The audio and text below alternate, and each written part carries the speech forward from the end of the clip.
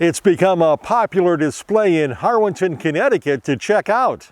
Hi, it's Bud Wilkinson. Today it's a follow-up story on an electric motorcycle, as well as about an old car that is part of a Halloween display. It was November 23, 2019 that John Birden of Harwinton, Connecticut took delivery on his LiveWire electric motorcycle, then branded as a Harley-Davidson.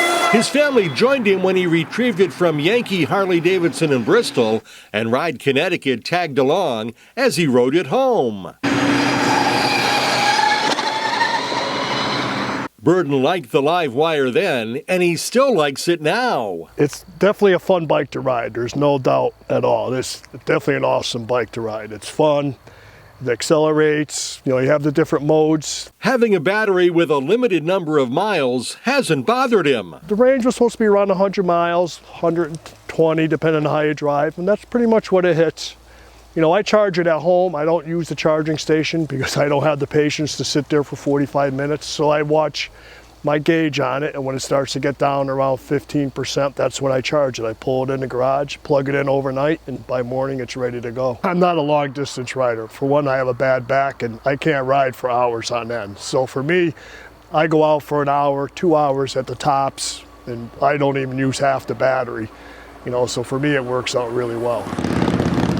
In many respects, he prefers it to the other gas-powered motorcycles that he's owned.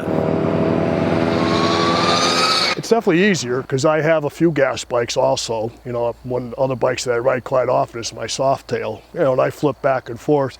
And the Softail's nice to ride, but this thing is so much easier, especially on the hot days because you don't have the heat from the motor coming up on you. That's definitely a big plus, not having to deal with the heat. Birden also enjoys how quiet the LiveWire is on the road, a fact that sometimes surprises others. Well, people don't understand that it's electric, and when they see it go by, it's like they double take because they don't hear a sound. And last year, one day coming down Highland Avenue, I stopped at the stop sign, and a couple guys standing on the corner there thought I was out of gas, and they wanted to help me push it to the gas station across the street.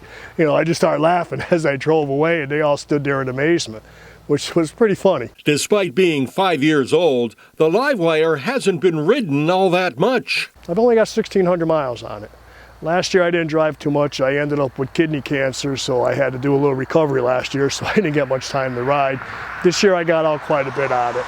But I don't put a lot of miles on it because I do ride the other bikes, so I kind of flip-flop between them, Someday, the LiveWire might be regarded as a collectible, as it was among the first 500 built. Because I have a first strike and because I have number 60, yeah, definitely it's a collector's, because I kind of been watching it a little bit, and there is talk on it. They're saying anything under 100 is definitely a collector's, and like I say, I have number 60, so I feel pretty confident that it will be. I probably won't see it, but my grandkids will. That's why I brought my grandkids with me today. We picked it up. One thing you don't have to do with an electric motorcycle is shift gears. All you do is roll on the throttle.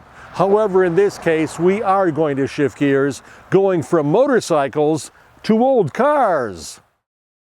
This old car is a 1935 Hudson Terraplane. For the past few weeks, it's been in Birden's front yard, surrounded by pumpkins and decorated with skeletons. This started out as a joke with my niece. She loves Halloween, and I said, geez, we should take the old Hudson and put it out front. She goes, oh, we got to. Quite a few people stopping, slowing down, a lot of slowdowns, and we get quite a few people stopping and taking pictures, which is neat. That's makes me feel good that people are appreciating it as much as we do, As for the classic car, the Terraplane is the model, Hudson is the manufacturer.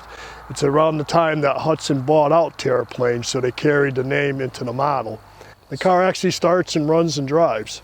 Birden has owned the Terraplane for about a year and a half. I found it in Torrington in the woods, believe it or not. The guy that I bought in cars from over the years, I went to visit him and I saw it, and it was packed way in the back, and I said, I have to have it. It's just too cool looking to leave there and ride away. My plans are someday to put a V8 in it and drive it a little bit more, but too many other projects right now going, so right now it's just a play toy for the yard. Unfortunately, he can't take it out on the road. No, because it has no brakes. I just drive it in the yard. Who knows, maybe someday the Hudson Terraplane will get restored.